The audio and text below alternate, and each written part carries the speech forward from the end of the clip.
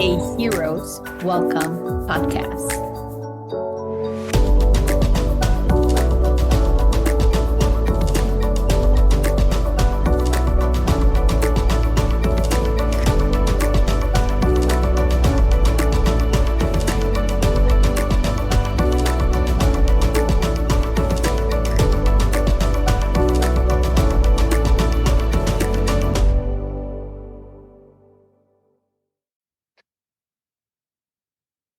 Welcome back, listeners, to a very special episode of a Heroes Welcome podcast. I'm your co-host, Maria Diego, and I am here with my ever-glowing co-host. That's me. I sound different because I'm getting over a flu, but I'm so excited to be here. And I don't even know how to introduce you because I'm such a fan. So can you tell our audience, how will you want to introduce yourself? Yeah, thank you. I'm so happy to be here, Liliana and Maria, because we had a wonderful time last year. We connected, and it's part of your book club, which I really, really enjoy. You have to start by saying the way I introduce myself is that I'm a bad bitch, and people are like, "Bitches, I don't like bitch." I'm like, "Well, I do. If I'm calling myself a bad bitch, that gives permission to other people to do it. I'm a baddie. I'm a stunner. I fuck shit up. I dismantle white supremacy. But I'm also a nerd." So my doctorate in leadership and organizational behavior that I did receive from a med school, but I'm a non-clinical doc, I use that to help people in spaces and places. So my consulting firm, Cadet, works with brands all over the world, from startups to multi-billion-dollar companies, with supporting their leaders, strategy, crisis management, the very hot topic, DEI, from time to time. That hasn't happened for years. So all these folks are surprised about DEI. I'm like, I haven't had DEI money in a very long time. And so that's who I am. I live in Oakland, California. I'm a advocate of Beyonce, and I have a huge shoe problem. I also happen to own and be one of the owners of the Oakland Roots and Soul, the professional soccer teams, men and women's soccer teams out here. And I'm an author, right? So there's that. There you are. An author of White Supremacy Is All Around, Notes from a Black Disabled Woman in a White World. And this little thing is exactly 1 year old today. Yeah. 1 year old today. So February 6th, 2024, it came out. We're doing this February 6th, 2025. And I'm thrilled I can be here with you today. Now, you should also know that I wasn't going to do shit today, except for party. I was going to have therapy and then party, because I have a party later tonight. But I like you too. So Here we are. It's only you and a celebrity that I'm talking to today. That's it. Oh my gosh. Our status, Liliana, our status just went through the roof. No one can talk to me for the rest of the day. Dr. Cadet, thank you so much for taking time of this very special day to chat with us. I know we wanted to highlight your book a little bit. We did use it in our own personal book club, and you were so kind to come and chat with all of us. I don't know about anybody else who's listening, but the last 2.5 weeks, your book has become like a beacon of like sanity for myself. I find myself going back and rereading topics and paragraphs that I've highlighted and marked, going, okay, it's okay, and I think I've got some next steps that I can do. So yeah, I would love for you to maybe start with like the moment that was like, oh, I need to put this gift out into the world because it's not just mine anymore. Yeah. Someone just sent me a DM, and it said, the way I have referenced your book the past 2 weeks. So good. So you're not alone in that. And I love that. I love hearing that. When I wanted to put this book in the world, probably was in high school, to tell you the truth. So when I moved from my K through 8, so my K through 8 was a K through 6. And then when I was there, they're like, you know what? Let's make it a K through 8. So I was a top dog from 6th grade for 7th grade class and for 8th grade class. And it was great, street cred just through the roof. But when I went to high school, and I went to public school because my mom was assistant superintendent of Sac City Unified School Districts in California. And when you go to high school, school's bigger. So I went from at my K through 8 being one of 4 Black families in my, class to more diversity. So think about 80 kids to 2,500. It was like massive. And that is when and where I was harassed by people who looked like me because I um, talked white to them, or I was an Oreo, or my complexion, or my eye color, my hair texture. It was where I'm smart. I have all these degrees. So I was in advanced English and um, I was discriminated against by my English teacher. And it was so bad because my mom is an incredible writer. She's my first editor in life. And she's like, I don't understand why you were getting better grades on these papers. Because, and so my mom sat down to talk with that teacher to figure it out. And when she came into like the office to meet my mom to go into the room or whatever, she was just looking and looking and couldn't find my mom, kept looking through my mom. My mom has a lighter complexion than me. Her eyes are lighter than me. She had on power suit of the 90s, and my mom's power suits are mine now. And that's because that white ass teacher didn't think that my mom was my mom because she didn't view Black people as those who could write, who could be the assistant superintendent of the school district, who could have all this power and privilege. And so my mom like checked her and just took me out of her class. And I went to another place and I knew exactly what was happening. And so that's really when I knew I wanted to write this book because fuck you, teacher. And also fuck that MFA program who didn't accept me, to do this. Cause, honestly, that's like, it is really where it all came from. And now we're at this position where, this book I wrote, it was finished in, oh my God, when was it finished? October 31st, 2023. My book deal happened like end of 21, 22. So you know what was happening at that time, right? And so when my book came out, it wasn't that same time. And so it wasn't the sexy topic like some of these books behind me where my publisher, Hachette, didn't want to invest in my book. And so I was all alone, and here we are now where everyone's like, oh my God, we need this book. We need to talk about this book. And I'm like, on Challengers, Zendaya has that t-shirt. It's like, I told you. Yeah. Yeah. I'm not Yeah. a Virgo for nothing. Oh, that makes so much sense. This Gemini surrounded by Virgos. I'm a Virgo. You are? Yes. Oh, you're a Gemini surrounded by Virgos. I am a Gemini surrounded by Virgos. So how much do you hate us? Just on a scale from 1 to 10. There's part of me that loves you guys and collects you guys, and then there's a part of me that goes, "You were doing this to yourself, Maria. You're doing this to yourself." I'll own it. It's totally fine. That's fair. I tried to date a Gemini and I was like, you know what? I'm giving up. Kudos to my partner. He's got a saint of an angel being for sure. Yeah, no, I know. I'm never saying no to that, but that one I was like, I don't know what's happening because y'all have your 2 sides. Now, interestingly enough, I'm a twin. So I can understand because my twin and I are not the same. We are definitely like a Gemini. We have 2 different sides, right?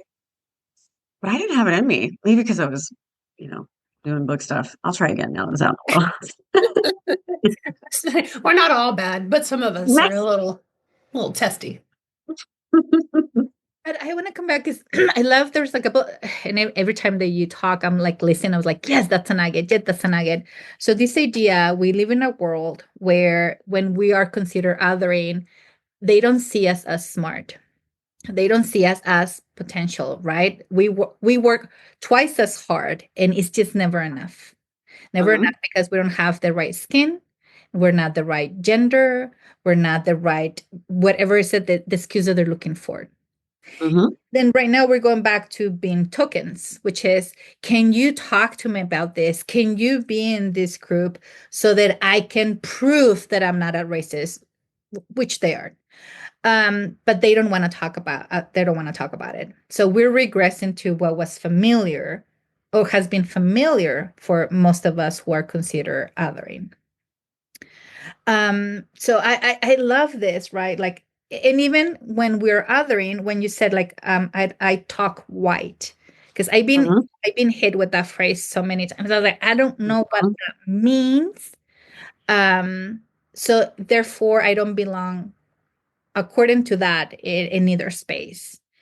And it was hard, but your book helped me so much in regards to organize those two roles that were not Mm-hmm. set up for me, period. As a Virgo, they were not set up for me, period. Mm-hmm. So you had a way of organizing it um, that makes sense. Now, as I share with you, I have gifted this book so many times because one, I truly love the way that you organize it in order for us to see how the system was not set up for us, period. And a lot of people buy into system thinking that we need to follow those systems because they work. And how they want to use right now this either topic, right? I have Mm-hmm. a friend who call it, stop calling it DEI and just call it what it is. Abbreviations do not help. Let's call it the whole name. Do not call it BIPAC. Call, do not call just call white supremacy. Let's call, not because we want to be rude, not because we want to isolate people, but because by just abbreviating things, we keep making things so comfortable for others to not call what it is. Now, she's not a Virgo, but she's getting closer to me. Um, but I think that is the beauty, which is how do we talk to more people about this book? Because you have this beautiful way of organizing what is happening, what has happened from the beginning, but we refuse to see it or acknowledge because we really love the fantasy that we were sold. Um, yeah, that fantasy was never for me. That fantasy though is for it. What we're talking about is the American dream. People Yeah, don't talk about how the American dream is rooted in white supremacy, there you right? How do I know? What are the words that can no longer be used currently with this administration? Trans, go. Oh, yeah. male dominated, disability, women. Mhm. I wish I was kidding, anti-racism. There are a lot of these words that can no longer be used. Yeah. And why is that? Because the American dream is for heterosexual, non-disabled white guys to profit, to own land, to own people when it comes down to it. So for all of us, we can't live the American dream. That Constitution was written by those white men that I just described. Yeah. All of them were landowners. All of them came from a place of wealth. Some of them owned my ancestors. Most of them did, right? So all of us here, are not designed to thrive. And so when we look at the current administration, Donald's regime, and by the way, I call him Donald because there's a 2018 study that talks about how women in positions of power are called by their first name. So we think about last year, right, in the election, everyone was like, Kamala, Kamala, Kamala. And then Trump, Trump, Trump, right? And the reason why that happens is that when you call someone by their first name, it is signaling that they are not qualified to do their leadership role, their job. So Donald and James David are pieces of shit, right? And James David, I have to tell everyone, is JD Vance. They don't understand, right? Right. It's, So again, right? The abbreviations, people don't make those connections. yeah, they do Yes. not. They don't make those connections. So what they are doing, in addition to the mandate for leadership, also known as Project 2025, is getting back to restoring those American values that benefited heterosexual, non-disabled white men. That's why you saw the trend of trad wife go up. Why? Because that bitch she's a bad bitch. She's also at home and she has to stay in her place. She has to make her fruit snacks from fucking scratch, right? Like all of that, people are like, that's wild. But then they have millions and millions of followers and then they're being conditioned. And they're like, I would like to make those lunches that tell, a mermaid's adventure, like, right? And all of this is designed to put that superiority, remind people of that superiority in place. So going back to your earlier comment, Liliana, about talking white, I do not talk white. I talk like someone who is an American. I talk like someone who went to school. Talk to talk, talk like someone who has a doctorate. You expect me to be in school for half my life? It'll be 10 years that I have my doctorate this summer. And I'm not supposed to sound the way I'm supposed to sound? You think that my immigrant father, who is all about the American dream, by the way, didn't work so hard to become a lawyer. So I lived in a white ass neighborhood because the white ass neighborhood had the grocery store and the parks, and I could just walk the streets and do whatever I wanted to do. Yeah. So how else am I supposed to sound, right? Well, and I love it because sounding white, even within our own, 48 continuous states, white people from New Mexico do not sound like white people from Alabama or sound like white people from Maine. What's happening in Baltimore? I don't understand. I don't understand some of the words. I don't, Yes. But yeah, so I mean, that's a valid, and very powerful point, right? Because if someone has a Southern drawl, they can be viewed as less intelligent too, right? And there's a whole bunch of, you can go down a whole little rabbit hole with that. But these are the systems and structures of white supremacy. So what is white supremacy? White supremacy is the social determinants of health. White supremacy is what you need to thrive and grow, right? And have opportunity to live your life to the fullest. So it is the grocery store. It is getting pulled over by the cop and just getting a ticket or just being told to slow down. It's going to the emergency room and having your pain being relieved. It's getting promoted for no reason. It's just like, you've been here, so let me give you this promotion, right? It's being served at the restaurant, the cafe, the airport, wherever you are, and not being watched while you shop. Yeah.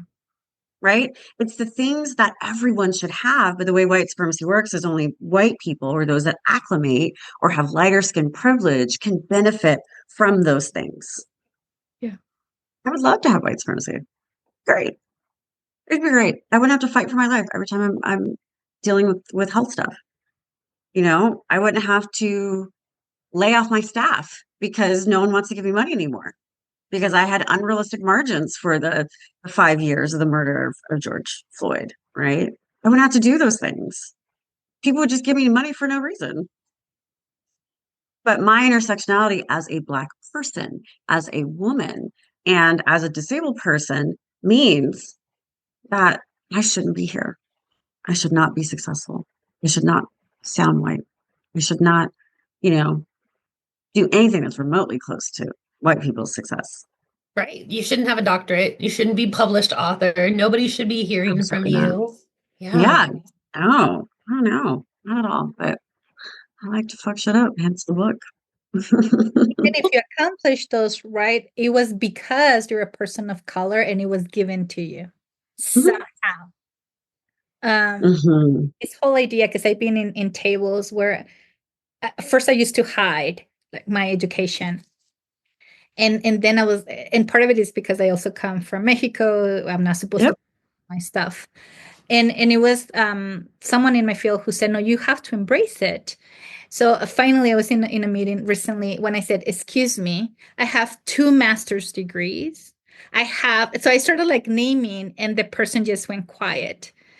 And it's this idea of like, no, part my language. You want to measure dicks? Mine is bigger and I don't have to tell you that it's bigger because I know it's bigger, period.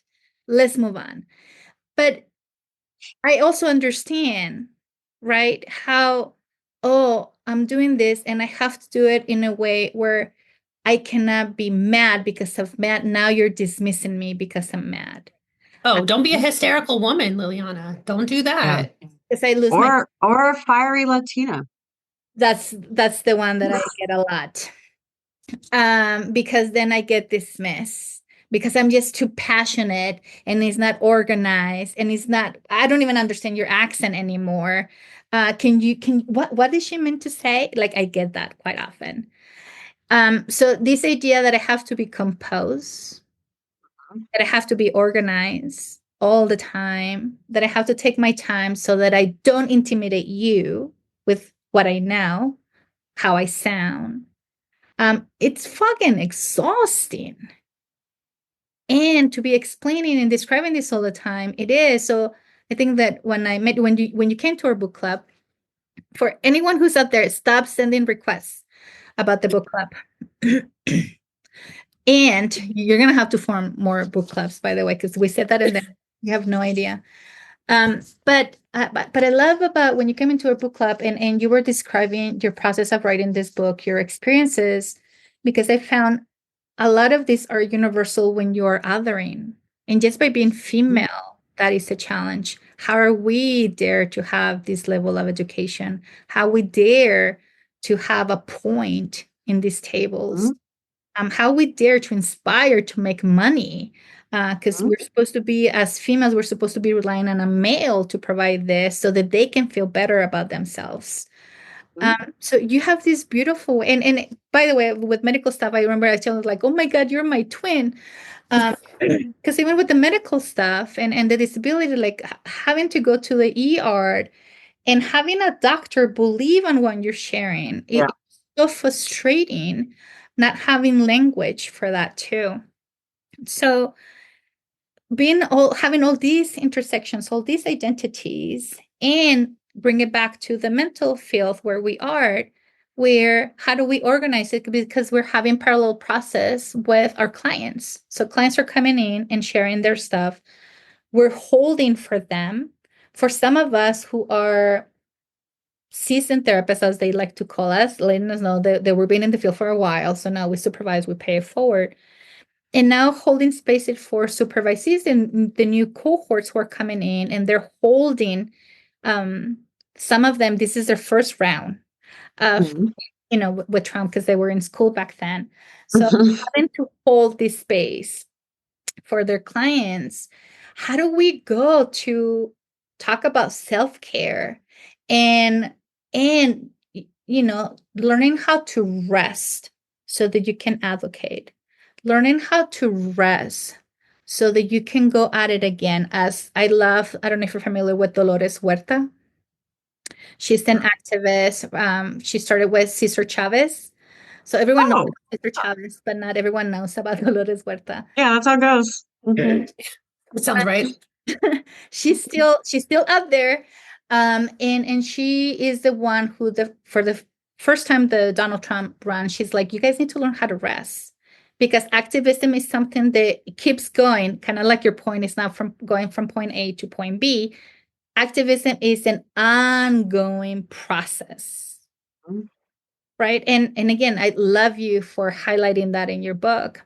So how do we talk about self-care in this field where in our field, unfortunately, in psychotherapy, we talk about it from you go and consume, you go get a pedicure, and then you go and work again. How would you? Pedicure is not gonna do shit. I mean, good, yes, do it, but it's not, like it's not. So let's do a little story. January 20th, 2025. Some of you may remember it as MLK Day. Others may remember it as Inauguration Day, in the beginning of where we are now, right? Beginning of the end, I guess. And I come from this additional intersectionality of being an activist, and also being a consultant, an advisor, a therapist, if you will, to executives, leaders, celebrities, influencers, and brands. And so I got up that day and I just did a little Instagram post and I did my little Substack and then I shut it down. I shut it down. I didn't go on social media. I didn't do anything. That is rest Mhm. because I knew it'd be one of the last days where rest would be the easiest, right? I woke up in the morning. Like I watched funny things. Like there's a whole bunch of SNL, Saturday Night Lives that I didn't watch. And, I was just trying to watch funny stuff and ordered in. And then I woke up to my post that said, a convicted felon, rapist, and white supremacist became president on MLK Day. At that point, it had 550,000 views, and hundreds of white supremacists had entered the chat, the comments, right? I still am going back to block a whole bunch of people from that post on January 20th. On my Substack, there was a post that said, this N-word needs to go back to the plantation. And I was like, well, this has never happened on Substack. What do I do? And I had to figure out that process. And then as I was going through my emails, I received an email from Undead Shotgun White, YT at gmail.com if anyone wants to email them. That said, she lost, he won, get over it. This is my work email. This is my Aquila at email, right? And then my out of office was still on. My out of office talked about MLK Day and me being me. And I replied back with a pixelated video of a man screaming over and over, release me, who was on a cross with fire behind it. And that was my first day back. So I was like, well, I guess and I've gotten death threats before, but now I'm in a different position because we have to call MAGA for what MAGA is. And they are an extremist group. They are a hate group, right? And those folks have time. Yeah. Do. They have time, right? To find my email, to send something, to do all that other stuff, right? And so I had to make a decision. And that decision was me texting my neighbor saying, who's this very, very fancy electrician for UC Berkeley. It's does all the fancy equipment that discovers the future or whatever. And I was like, can you install a 24/7 camera in front of my door? He's a white guy, but he takes care of me. And I had to sit here and say, this isn't sustainable. This isn't sustainable because the only way I can protect myself, because as an activist, I do it through social media because with my disability, I don't have the ability to go outside and do stuff like that. And so I had to decide, how am I going to sustain myself because this is not sustainable? So that goes back into rest. So I have very firm boundaries where I don't work on Fridays. I don't have meetings on Mondays. I just say no all the time, to a lot of things so I can fit stuff in. And I've always had healthy boundaries with social media, but I give myself grace for going in because I have to individually go and block all these people. Because if not, they'll come back. If not, they'll send me a DM. And I live a blocked and unbothered life. There's only so many messages that you can look at, that happens. And so when we say rest is resistance and things like that come from a lot of Black women, Indigenous women, that have been doing this work for a long time. It's because of what you said, Liliana. Mm-hmm. They knew civil rights movement was going to take a very long time. They knew Jim Crow was going to take a very, very long time. They knew, so they had to be able to give themselves grace along the way to be able to disconnect.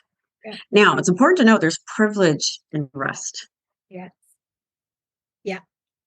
Privilege. My world in general is pretty fucked because people know me, and that takes, I could be at, this has happened, at my little getaway massage spot. It's at this fancy hotel. It's 10 minutes from me. I love it. Get a massage, hang out, spa, have a wonderful time. And I'll leave. Oh my God, Dr. Cadet. Yeah. You're now undoing what I just did.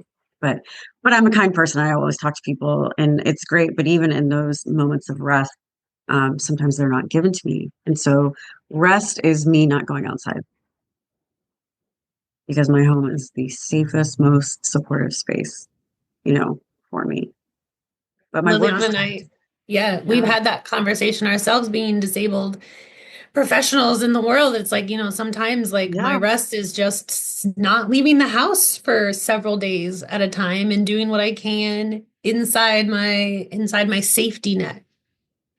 Yeah. Yeah. Absolutely. And I think let's talk about that though, because that part of our intersectionality too makes rest harder. Yeah. So, I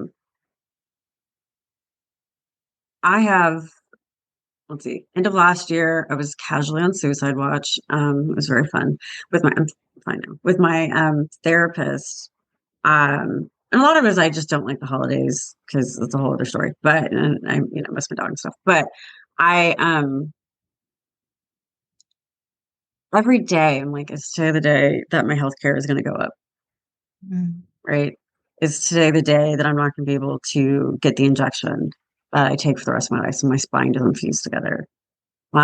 Is today the day that you know, my stress level is going to be so high that I'll actually have a heart attack?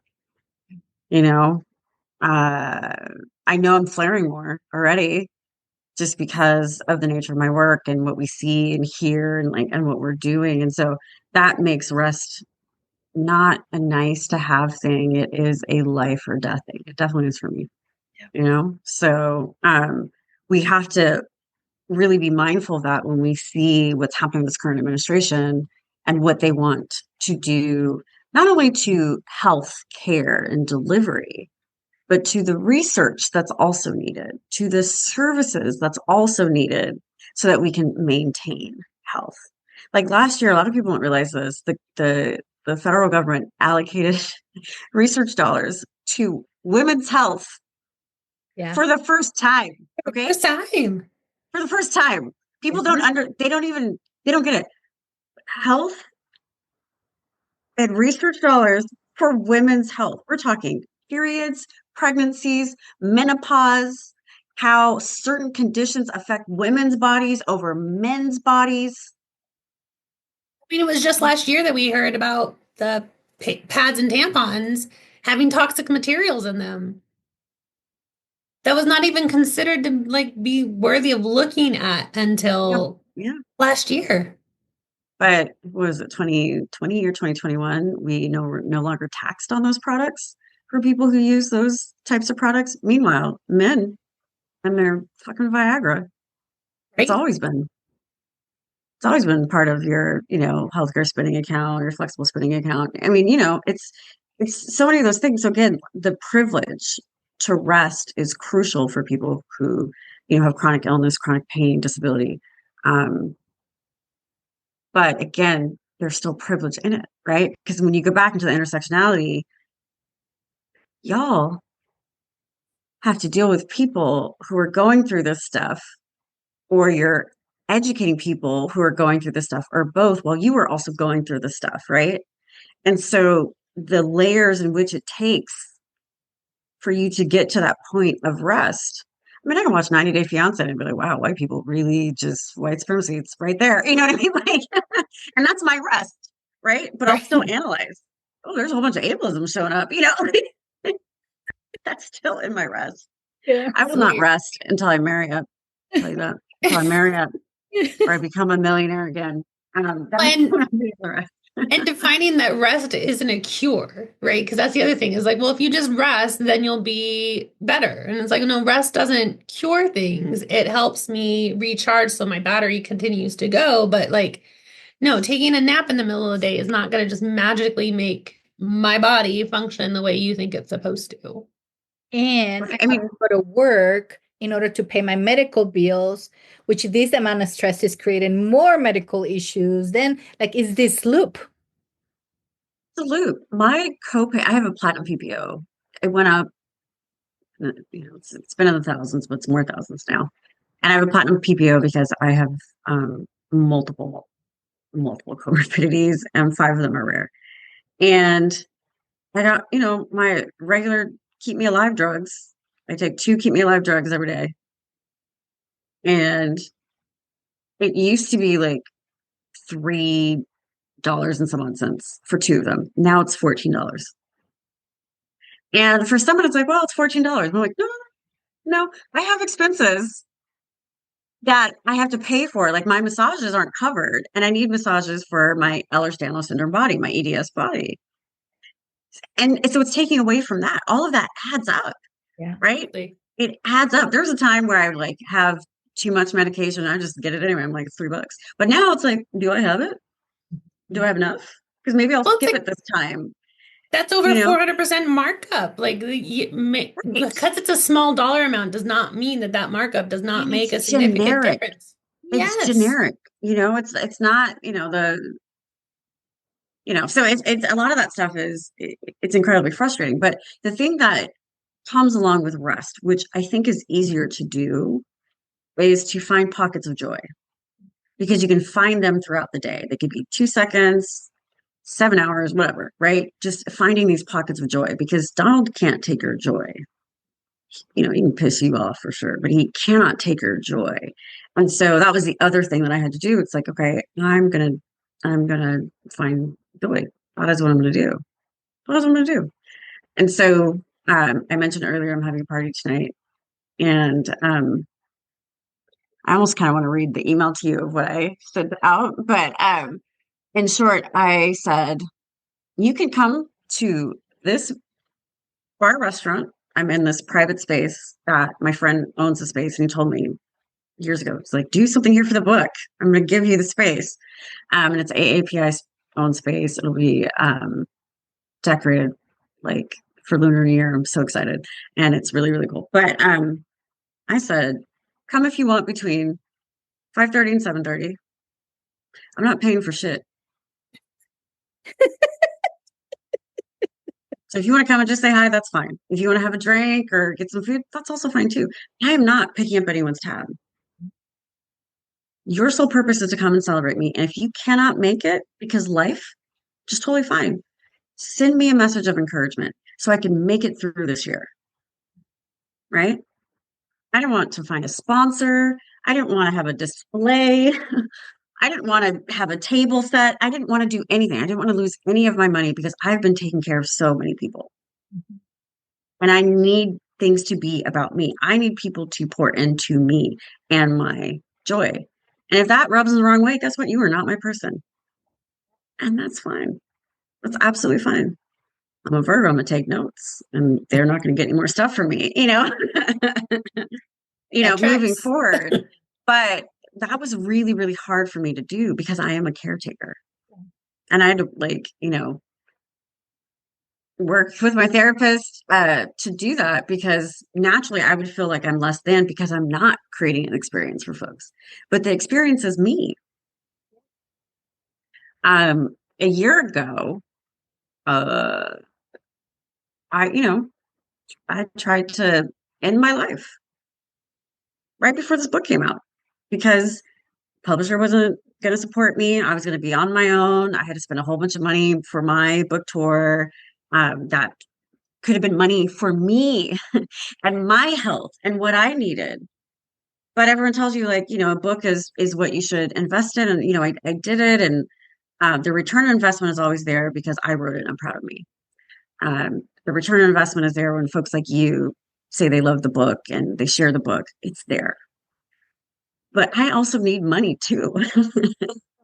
because being disabled is expensive. Being an entrepreneur is expensive, you know? And I was just like, maybe it's just not worth it.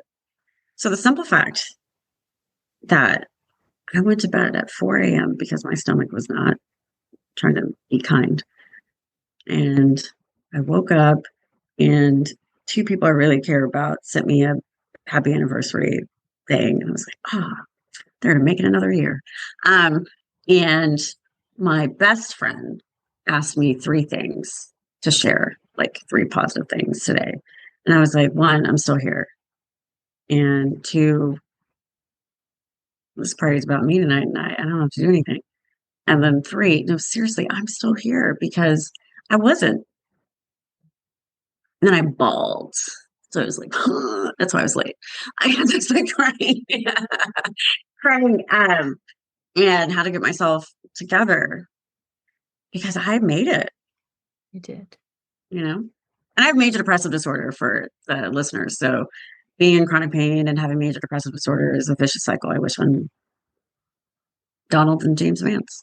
I do wish it on them. So it means a lot to be here. Now I have to sit in this place of what will happen in my book this year. And if my book doesn't get to where books go this year, am I going to have to deal with some hard feelings or difficult feelings? Right. And so that's what me and my therapist get to do later today.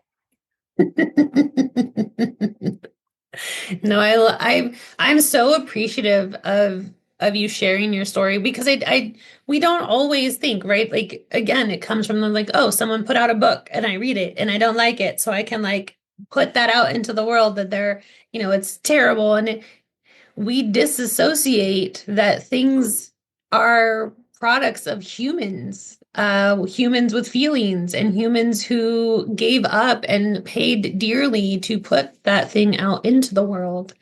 And I think it just speaks to the disconnect of humanity that we have seen such an increase. And I fear that we are just going to continue to see such an increase of with Project 2025, with, the current administration.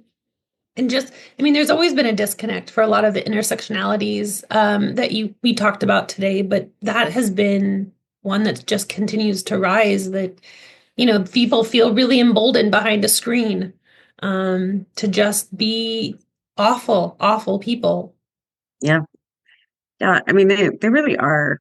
But it's really important to let folks know if you are in a press group, you are disabled, you're BIPOC, Black, Indigenous, person of color, a woman, part of the LGBTQ plus community, like in a press group, you really, really have to be careful. Yeah. Because when you have someone like Donald in office who supports the very individuals who have been waiting to go back to Jim Crow era, people should be concerned for their physical safety. Yeah. Microaggressions will increase. And that's what we call covert, whatever the thing is, racism, homophobia, ableism, whatever. But we are going to have like more like over, like in your face, direct, like we are coming for you. We are going to harm you because Donald said we could. Yeah. So right? we're going back to the era of giving permission so that you can be vocally racist and make threats, and it's totally okay because you're a white man or a white woman. Right, but physically, we have to physically, right? So what we saw right after Donald was elected, we saw more Karens, right, being in your face again. And that hadn't happened for a while. I mean, it always happens, but it wasn't like, oh, there's these things happening again and people are losing their jobs, again, depending on the brand or company that they work for, right? And so I think we have to really talk about what are you going to do for your support system? What are you going to do for safety? This is not a like, we made it through the first time thing.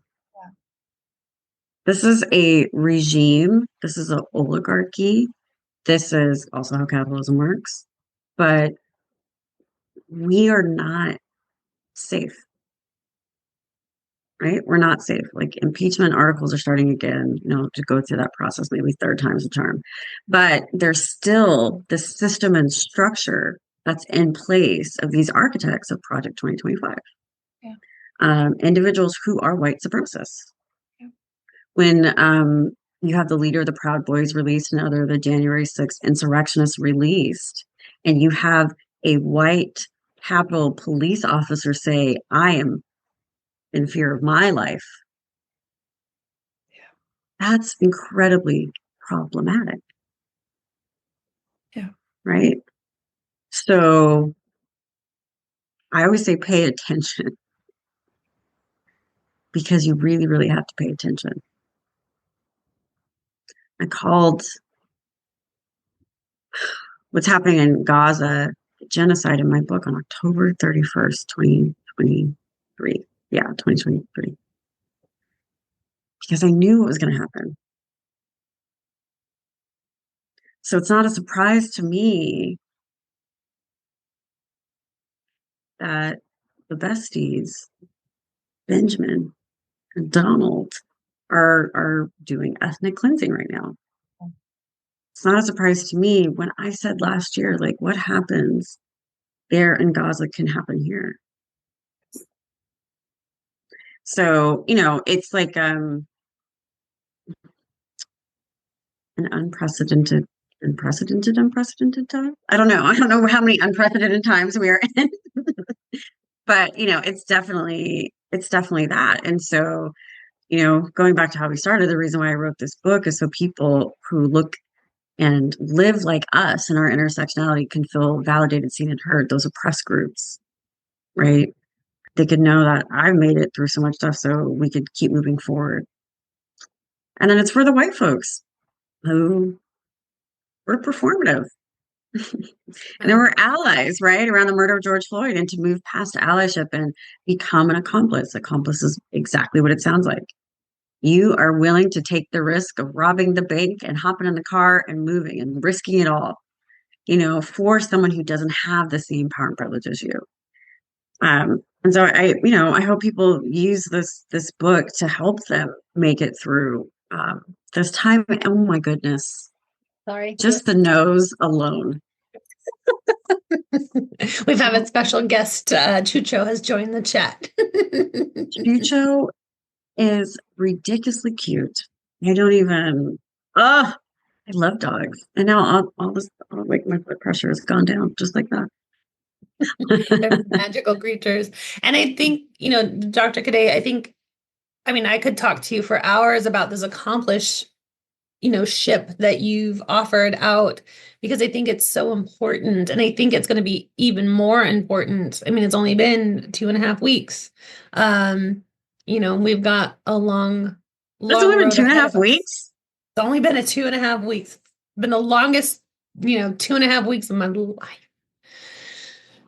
But I think too, having you come back to talk about and to be really direct. I think one of the things I really appreciate about you is this is no nonsense. This is how it is. You just share it, and you don't try to sugarcoat it. You don't try to downplay any of it. And I think that an important conversation for whites to listen to is don't be an ally, be an accomplice. And here is what that means, and here is how you do that. Mm-hmm. So yeah, 100%. Thank you. Thank you for being here. Please celebrate big. For all of you who are listening, please send kind words. Listen, what's a good thing that you're looking forward to? Let's post more of that stuff. My gosh, the drops of joy. Yes. Oh yeah. Yeah. And go buy this book. I think it's a good book to buy, or the audiobook. It's, if you like this voice, the audiobook is me. I enjoyed the audiobook quite a bit. The audiobook, and then we went and bought the book. I think book is also great too. It makes a wonderful gift, and it is Black History Month. So anyone who has any white guilt, this is a wonderful gift as well.